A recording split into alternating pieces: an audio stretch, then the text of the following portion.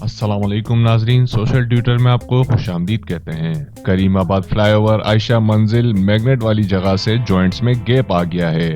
हर वक्त यहाँ पर एक्सीडेंट हो रहे हैं। मजीद एक्सीडेंट ना हो इसलिए हुकाम से अपील की जाती है कि इसको जल्द से जल्द ठीक करवाया जाए। अस्सलामु अलैकुम वरहमतुल्लाहि वबरकातुहू। ये सुबह भी पोस्ट चलाई थी हमने।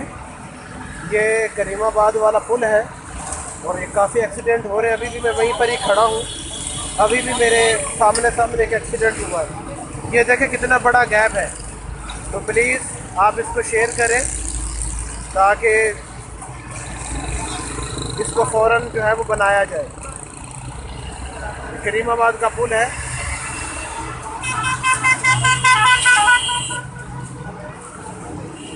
ज़्यादा से ज़्यादा इसको शेयर करें ताकि एक्सीडेंट कम हो।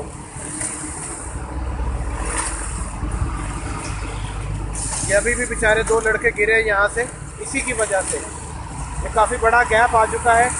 2-3 दिन से गैप है, कोई भी इस तरफ तवज्जो नहीं कर रहा है। प्लीज़ आप इस पोस्ट को ज़रूर बर ज़रूर शेयर करें।